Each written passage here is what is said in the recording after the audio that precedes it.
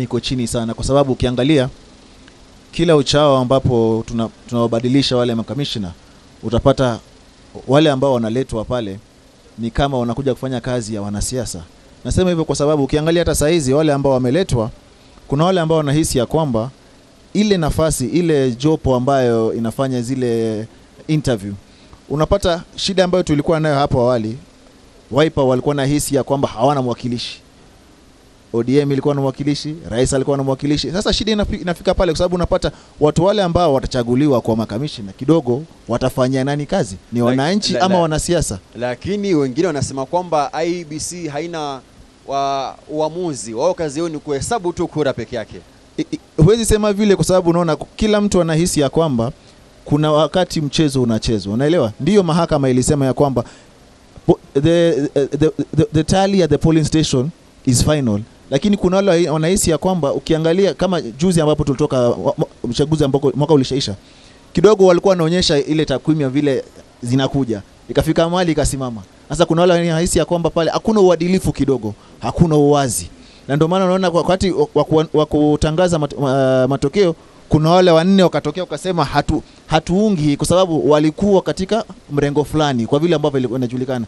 Ingekuwa makamishna wale wanaofanya Kenya kazi ingekuwa tofauti, lakini ikiwa wako pale kwa sababu ya vyama vile ambavyo ama ukaribu ama undani na wanasiasa ambao ni vigogo ambao wanawania kuwa rais. Unajua huwezi kuwa unataka kuwa mchezaji mwenye klabu ukuwe mfuasi ukuwe pia mpira, lazima uchague kile ambacho utakuwa. Asante. Anasema kwamba imani inapotea pale ambapo unaona kwamba wale ambao wamechaguliwa, ambao wameteuliwa kuweza kushikia zile nyadhifa kuu za IEBC ni wandani wa walio madarakani kipindi hicho. Imani yako iko wapi? Asante sana bwana Majibu. Kwanza kwa majina naitwa Isaac Otieno. Mimi ndiye katibu mkuu wa The People's Assembly, bunge la mwananchi. Kwa kweli Kenya tulipoteza imani na uchaguzi kutoka 2007 wakati vita ilitokea wakati wa election. Na ukifuatilia vizuri, Kriegler alikuja akasema ya kwamba ajui mwenye ameshinda, lakini Wakenya walijua ni nani alishinda Na ukijaribu kuangalia vizuri hii constituency ya Tharaka Nithi ndio ilileta shida, na hii Tharaka Nithi ukifuatilia vizuri ndio inaletanga shida kila election, kila uchaguzi.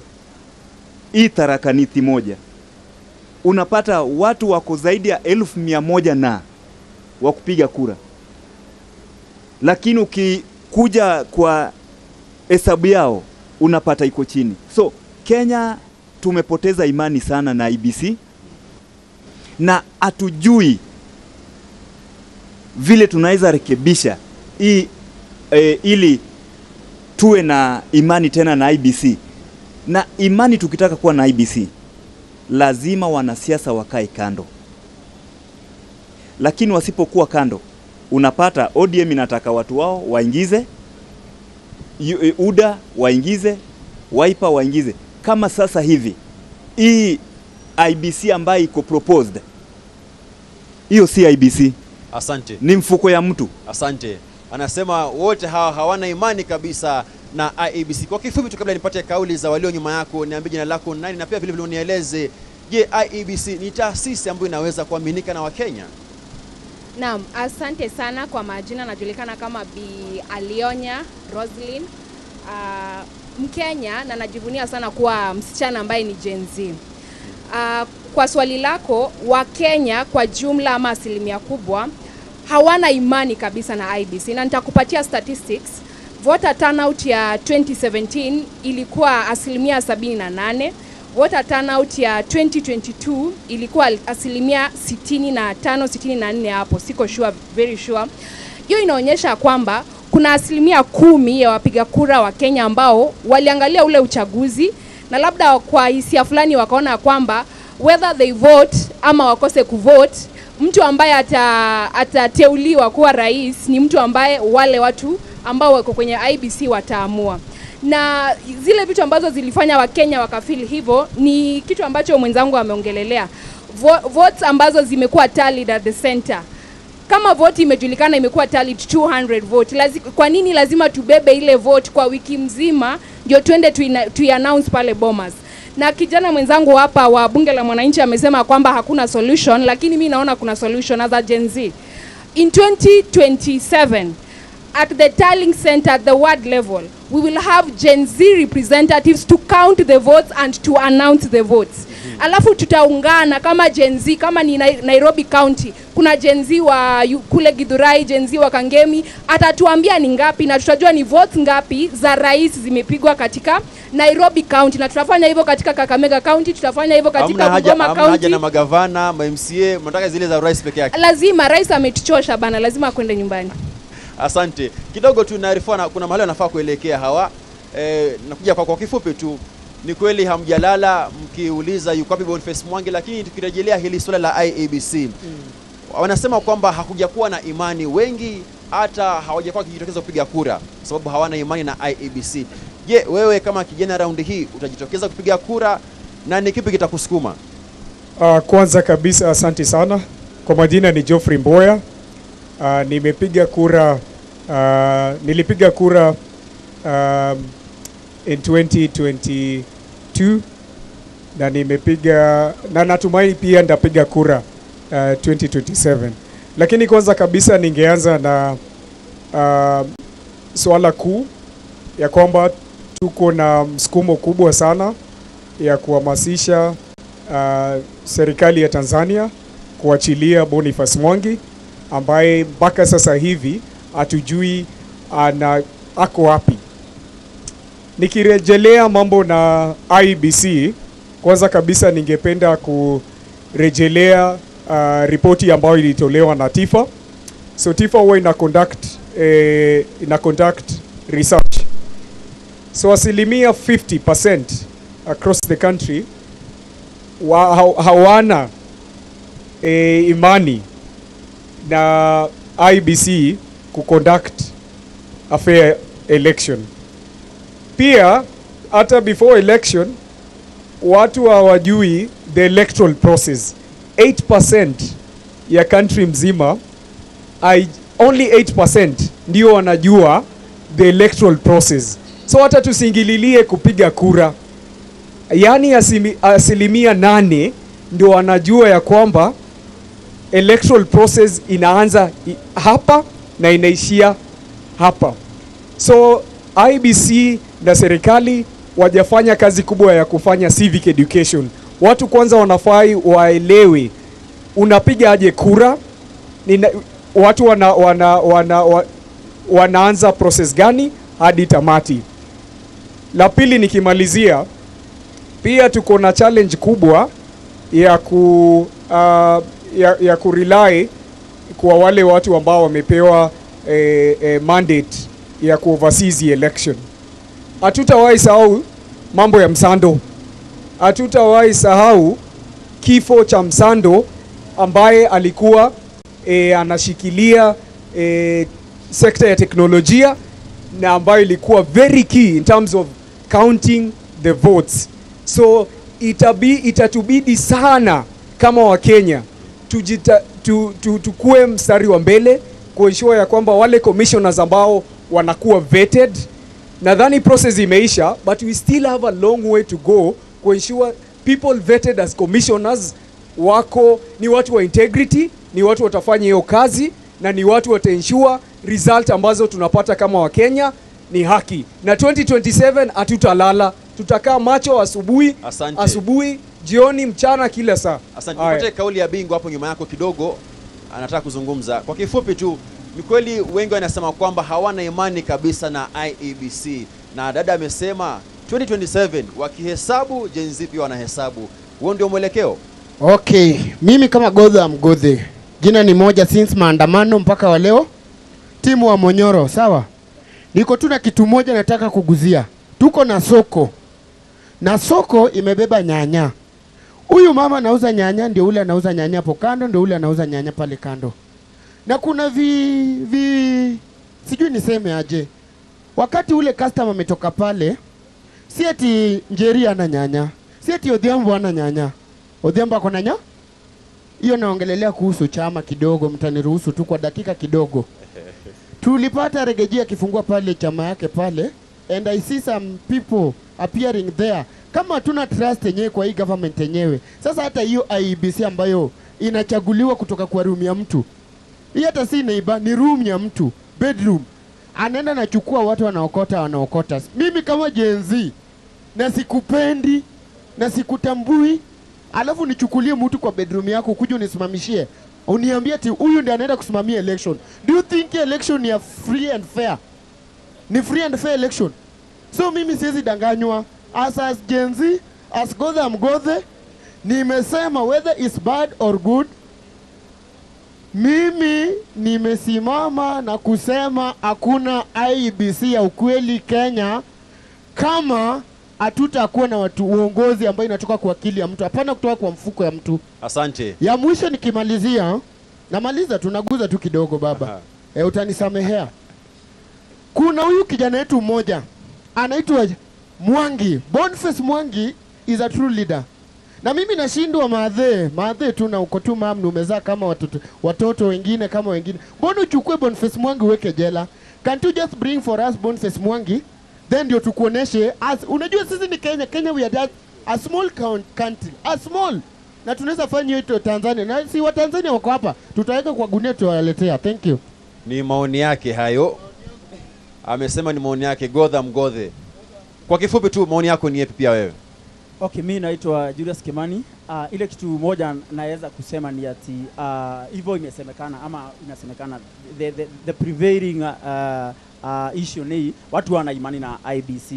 Na ni kwa sababu hii IEBC wenye wanachaguliwa tu na wale watu wako kwa serikali. Wale watu tunataka kuondoa ndio tu wana constitute the IEBC na ndio wana form the IEBC. So kitu moja I think ni lazima tuangalie what's the meaning of an election. Na tukiapproach hii election, most of the times Kenyans vote with emotions. Alafu kuna kitu inaitwa tribal mentality. Hiyo ndio kitu imeharibu Kenya. Hatuwezi pata viongozi ambao wanaweza fanya ile kazi tunafaa kuwachagua wafanye. Kwa sababu like one thing, the issue of handouts ni issue ingine imetatisha hii Kenya tena sana. Wanasiasa wanakaanga hapo miaka 5, wanaiba, wanakosa kufanya ile kitu wanafaa kufanya kusolve the issues. In fact, it's like they deliberately refuse to address issues. Ndio ikiisha miaka 5 wakuje tena na pesa kupeana handouts, ndio wachaguliwe tena. Na hiyo kitu bado itajirudia, ita happen. Kama sasa today nimesikia Sakaja alikuwa huko Mukuru akipeana pesa. Unfortunately kuna kijana amekuwa shot. So tutakaa hivi mpaka lini? Kwa hivyo I think we need to look at how we conduct our elections in the future. Asante. Nipate kauli ya dada pia mbele yako, jina lako nani na pia vile vile kwa kifupi tu, je, una imani na IEBC utajitokeza kupigia kura mwaka 2027 na ni kipi kitakusukuma? Kwa majina naitwa Patricia Gaki na actually mimi ni aspirant wa Meru County representative, na nikiongea hapa nasema ya kwamba kwanza sina imani na IEBC. Kwa sababu gani? You know, the process ambaye inatengeneza kitu inaweza kukuelezea the end of the product. Kwa hivyo kama process ambayo hatujakuwa comfortable nayo, tumekuwa na issue nayo, and then pia kuna a lot of young aspirants na the youth aspirants. Hatujaona even the IEBC itself ikikuja ikisema we are promoting the young people, tunafanya civic education. In fact, nimeona kwa a lot of social media the young people wenyewe wanajitolea with their own finances to do civic education, ambayo it's very weird ya kwamba ni kazi ya IEBC. Wanafaa kuwa already wametoa budget ya civic education na wana encourage hata youth kwenda kugombea. So kama hatuna imani na IEBC, nauliza 2027 tutaenda kupiga kura, na kama tutapiga kura tutafanya nini kama youth young people ili tuhakikishe our vote count? Maana kuna kupiga kura na pia kuna your vote to count. Uwezi piga kura alafu uibebe urudi nao nyumbani. So lazima make sure my vote has counted. Asante. Nipate kauli ya mwenzako hapo kando yako. Ni kweli kuna kesi mahakamani na tayari mahakama imeweza kusitisha ule idhinishaji wale wateule na bunge la taifa.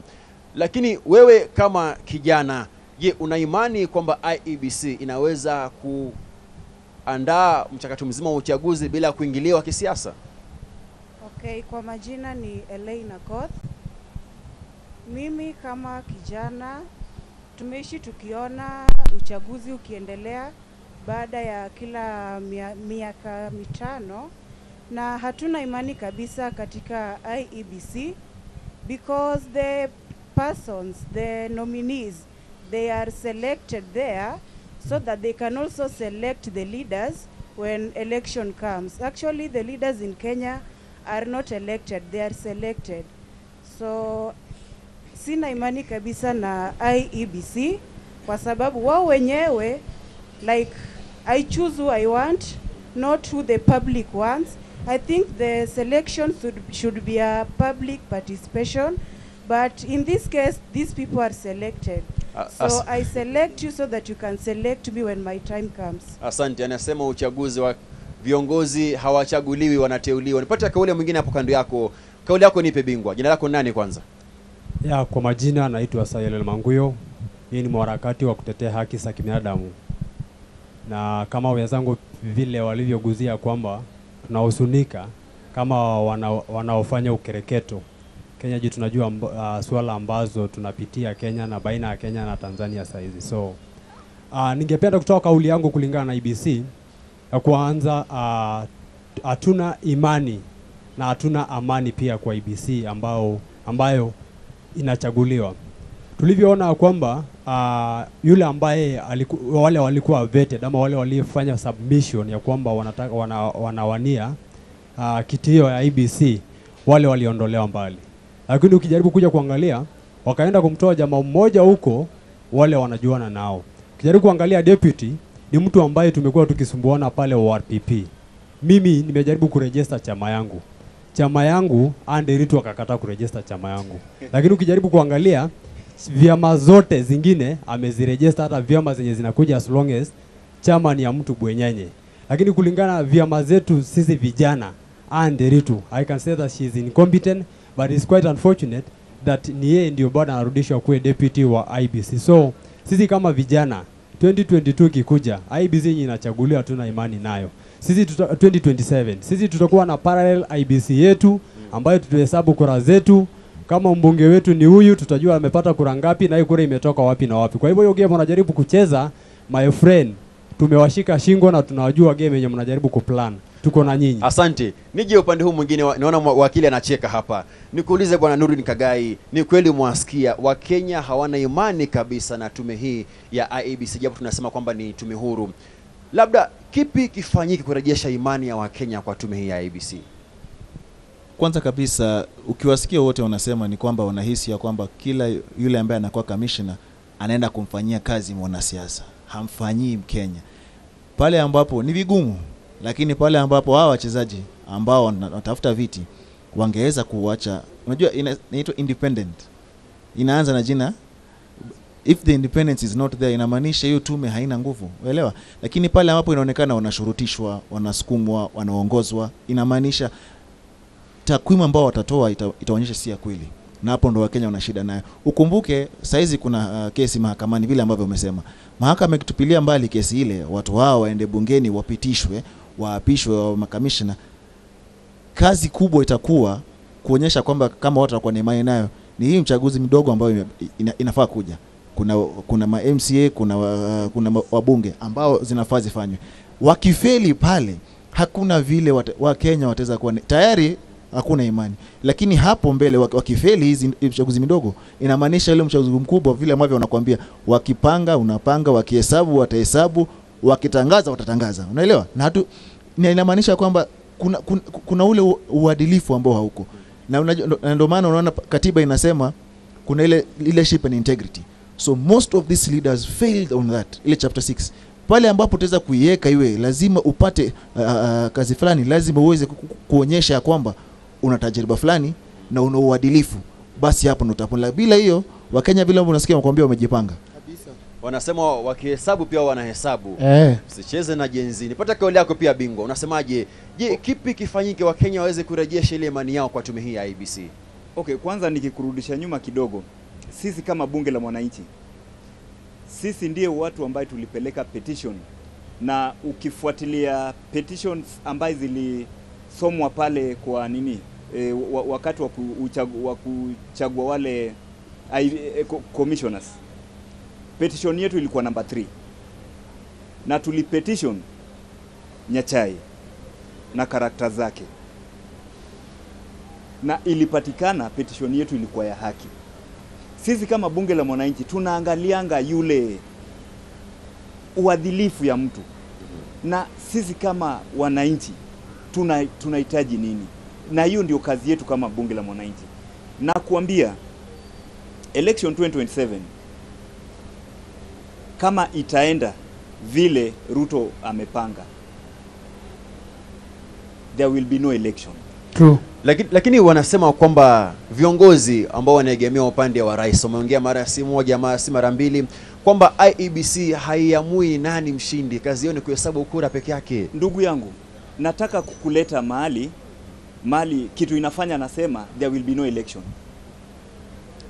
Mtu ambaye amewekwa kama chairman wa IEBC amekuwa attorney general wa county, amekuwa attorney general wa county government wa Turkana for 10 good years under the leadership of Governor Nanok.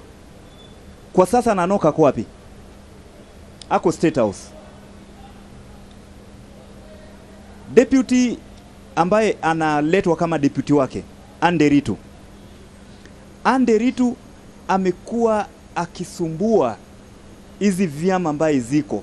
Example nitakupatia vyama viwili tu. Chama ya ODM wakati walikuwa wanataka kufukuza kina Aisha Jumwa, Anderitu alikataa na kakata kabisa hadi hiyo kitu ikazimia. Wakati Uhuru Kenyatta alikuwa ananyang'anywa Jubilee juzi hapa after election year 2022, ni nani aliwezesha Jubilee kuenda kwa President Ruto? Ni the same lady, Anderitu. Then unaniambia huyu ndiye atakuja kuhesabu kura yetu na tupatie mshindi. Tukiendelea bado huyu jamaa anaitwa Nur, Hassan Nur. Ukiangalia kesi zake ambaye ako nazo, NYS ako na scandal NYS over 5 billion, na hiyo kesi yake ilienda hivi ikai. Sasa niambie, inafaa tuchague watu ambaye ukiwa na scandal, ukifinywa kidogo unaambiwa my friend, tunajua ni nani ndiye ameshinda, lakini ukitangaza tunafungua nini? Tunafungua nini yako? So Kenya tukitaka uongozi mzuri, hii kesi ambayo iko kotini, wabunge wasiingililie na wangoje hadi kesi iishe. Asante. Na wasipongojea eti wanataka kupitisha vile nimeona Kaluma naongea, then ile kitu ambaye Mr. Rigathi Gachagua alisema itakuja kukua ukweli. Asante. Kabla nivuka pande huu mwingine nije kwako wakili, ni muhimu pia kusema kwamba wanayoongea si maoni yangu, na wakilishi maoni ya kampuni. Kwa hiyo mnaonitazama msinifuate baada ya hapa. Nije kwako Bwana Nurdin Kagai, pia vile niseme kwamba ni kweli wengi wanalalamika, lakini tujiulize, wa Kenya wanahitaji mabadiliko gani labda kuweza kuona kwamba wanarejesha ile imani yao kwa IEBC? Bila ambavyo nimekuambia, wakipitishwa watu hawa, zile uchaguzi ndogo zitaonyesha relationship kati ya Wakenya na IEBC. Lakini hivyo tuseme wapite, sawa? Kwa sababu kumbuke rais ameambia watu wamejipanga. Kila akisema nyinyi mjipange, jumini nimejipanga. Sisioni amejipanga vipi kwa sababu kazi hafanyi. Lakini upate Idi Amin hapo wale alisema kitu wakati alikuwa rais Uganda, alisema if you feel the referee is against you, win via knockout. Piga huyo mtu knockout, hata kuna vile referee atasema na huyu ameshinda. Kumaanisha nini? Ukihisi ya kwamba watu hawa wamechaguliwa wataegemea pande fulani, vile ambavyo amesema mtajipanga, si mnajipanga, si mnatokea. Ukumbuke watu milioni 8 hawakupiga kura uchaguzi uliopita.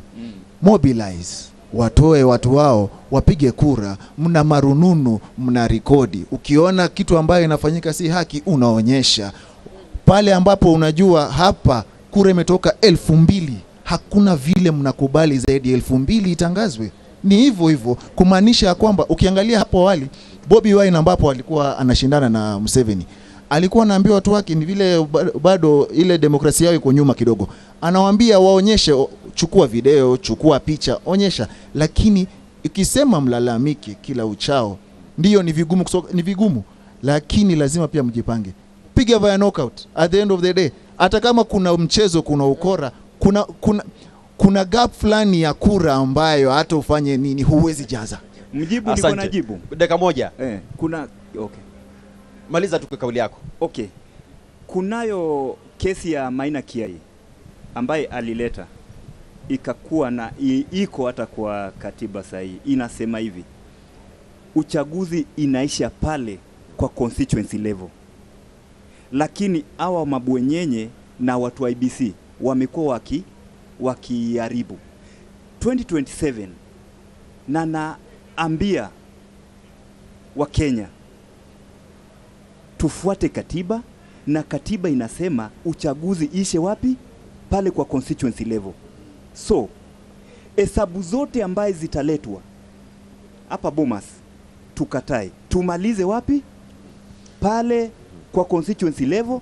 Then tukishajua example kama hapa constituency hapa inaitwa Starehe.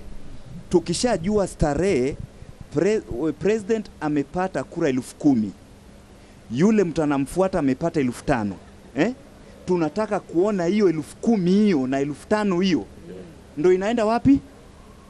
Na inafaa yule ambaye anatangaza hapa ndio aipeleke na itangaze pale, si ati chairman ndiye anatangaza, sababu tuliona urekebishaji ambaye Chebukati alifanya. Asante. Hayo ni mapendekezo ambayo bila shaka wangependa kuyaona ifikapo 2027. Labda nije kwako. Ni kweli tumekuwa tukiona sinema hii kila baada ya miaka 5. Lakini wewe kama kijana na Mkenya wa kawaida, endapo kile kikosi, ni kweli kuna kesi mahakamani, lakini endapo ataidhinishwa ama kama kutakuja wengine pia, lakini uhisi kwamba bado unahisi kwamba kile kikosi kinaegemea upande mmoja, je, hatua hiyo itakuzuia kushiriki uchaguzi? Waingereza wanasema no elections, no reforms. Hiyo ndiyo Tundu Lissu, mpinzani wa Samia Suluhu, anatetea wana Tanzania wakuwe na hizi reforms before waelekee uchaguzi mkuu. Hapa kwetu Kenya, hizo election reforms they must work. This round time nataka niimize vijana wenzangu ya kwamba we form 75% majority na bulk kubwa iko above 18 to 35 ambayo katiba yetu ina describe as youth.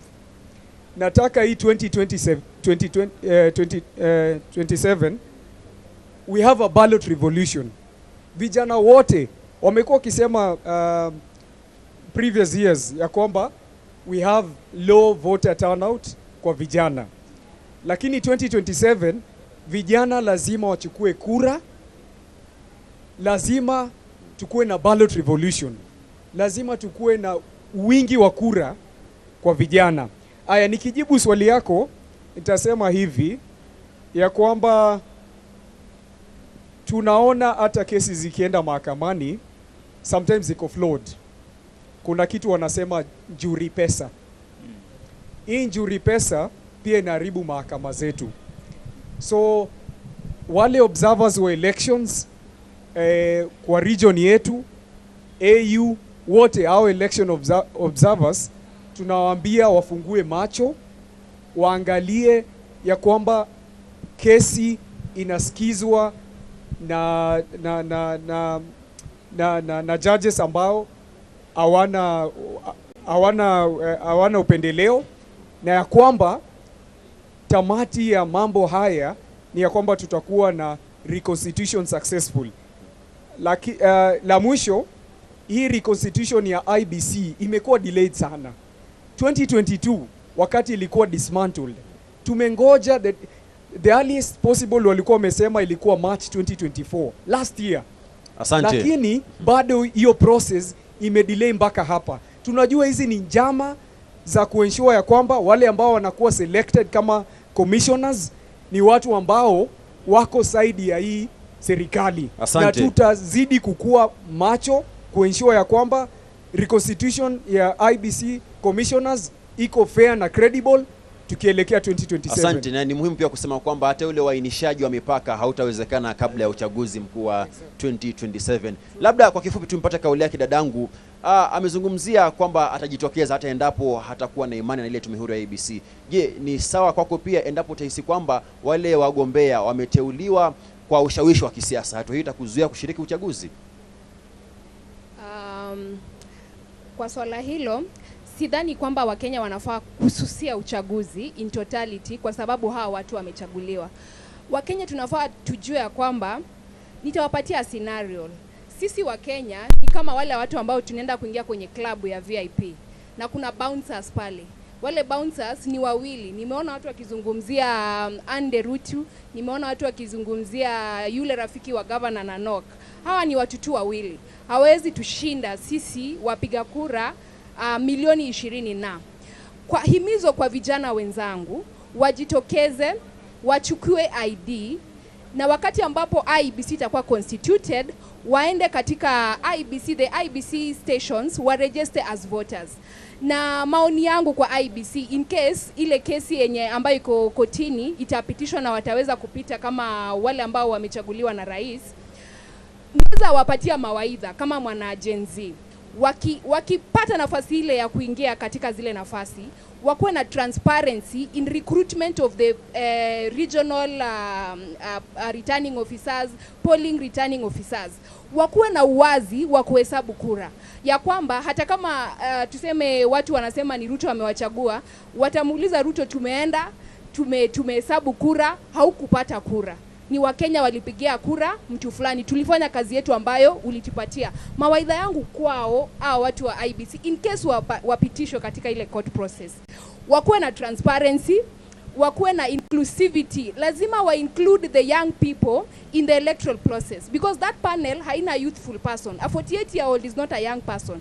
Ule chairperson anatuambia he's a young person. Hapana. Wanafaa wakuwe na youthful people in the panel so that they attract other young people to come and vote. And another call to action to fellow Kenyans and rather aspirants. Nimeona kuna aspirant hapa, a very young woman contesting for the seat in Meru. Young people should come to contest and provide an alternative leadership, kwa sababu Wakenya wamechoka na hawa wanasiasa. Rigijia ametoka huku the other day anatuambia sasa ni msafi kama pamba. Huyo ametoka huku the other day anatuambia ni msafi kama pamba. Hiyo ndio kitu kinafanya watu hawawezi kupiga kura. Lakini tukijitokeza tuseme ya kwamba mimi nataka kukua ule governor ambaye afanyi kazi, hakuna drainage huku Nairobi, mimi ndio nataka kuzileta zile drainage, Wakenya watajitokeza na kupiga kura. Asante. Ni kauli za wakazi wa kaunti ya Nairobi wakitoa hisia zako. Na mbona nafaa kwenda mapumzikoni kidogo, tunamrudishia mwenzangu sijui ni Daniel Kitu, lakini mweza kuwasikia zaidi. Wanasema kwamba 2027 wakihesabu pia wao wanahesabu. Naona wakiamua ni hivi, basi pia mimi nitarudi nyumbani nikatafute kiti kama nitapata. DKK kwako studioni.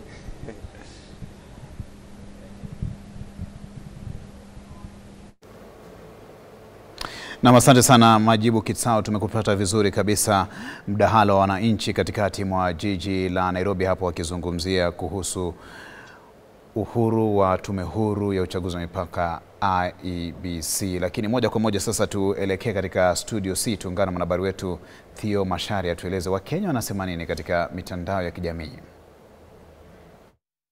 Daniel Kitu, kwa kweli semi hisia na maoni mseto kutoka kaunti zetu 47 kutokana na swala nzima la IEBC teule kwenye mizani.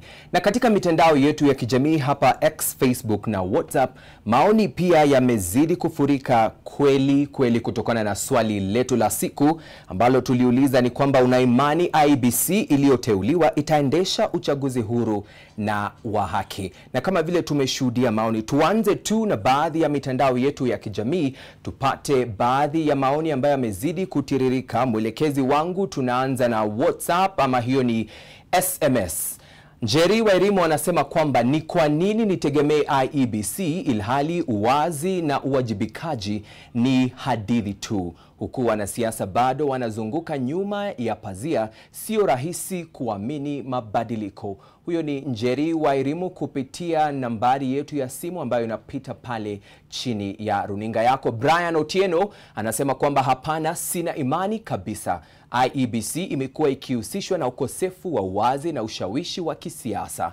Hii tume mpya haionyeshi tofauti kubwa, uzuri bado tunajua ni one term.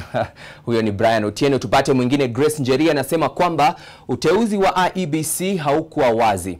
Inaonekana kuna watu walipewa nafasi kwa sababu za kisiasa. Siwezi kuamini uchaguzi utakuwa huru. Maoni nyingine kutoka kwa Said Juma anasema kwamba ni wazi kuwa baadhi ya wajumbe walioteuliwa wana uhusiano wa karibu na wanasiasa. Hii inaondoa uaminifu kwa tume nzima ya IEBC. Masi Wamboya anasema kwamba tumekuwa na matarajio mengi hapo awali, lakini kila mara tumekuwa tukikatishwa tamaa. Sina matumaini yoyote na IEBC hii mpya. Tunaendelea. Daniel Kipto pale bado kwenye line yetu ya SMS anasema kwamba hii ni jukwaa la wanasiasa kuendelea kudanganya umma. Hadi sasa hakuna kilichoonyesha kuwa IEBC hii inaweza kusimamia uchaguzi wa haki. Halima Ahmed pia anasema kwamba tunahitaji mabadiliko ya kweli, sio majina mapya tu. Hii IEBC haionekani kujitenga na siasa, kwa hiyo siwaamini hata kidogo. Hayo tu ni baadhi ya maoni yako wewe mtazamaji, ambayo leo wewe kama mpiga kura unapata nafasi ya kutoa maoni kuhusiana na swala nzima la IEBC kwenye mizani. Zidi kunena nasi kupitia mitandao yetu ya kijamii Facebook na X @K24 TV na hata @Kameme TV. Zaidi waweza kutuandikia jumbe kupitia nambari inayoonekana pale chini ya runinga yako. Kwa sasa tunachukua mapumziko mafupi, tutarejea upande ule mwingine na mwenzangu Daniel Kitu. Usiende mbali.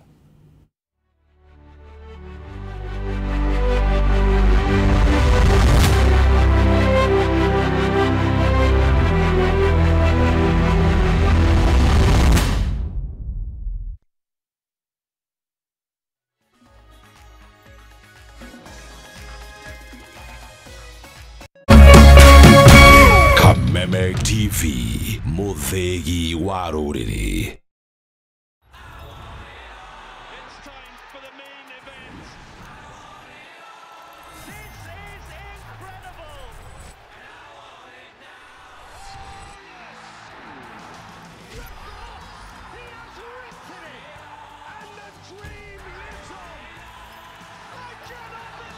Stay connected to DSTV this April and May and get all the football finals you want.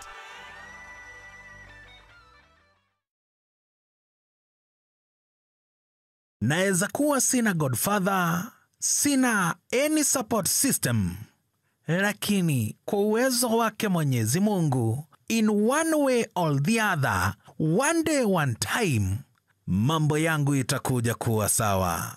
One day one time. Kwegwatira skize tune one day one time. Hihinya *811 *227 hasha. Wegwatira skize tune one day one time. Dhimoine yaku omothi *811 *227 hash. Kila tunapopitia majaribio maishani, sio kutuonyesha udhaifu wetu, bali ni kutusaidia kugundua uwezo wetu. Basi tuzilaki changamoto za maisha, kwani zinatunua na kututayarisha kwa siku za usoni. Kupata uwezo wetu kama skiza tune yako, dial *811 *615 hash.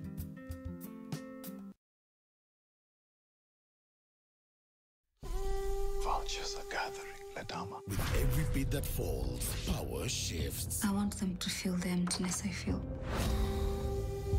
All of her property and assets shall be left to Amichir Achesa. A legacy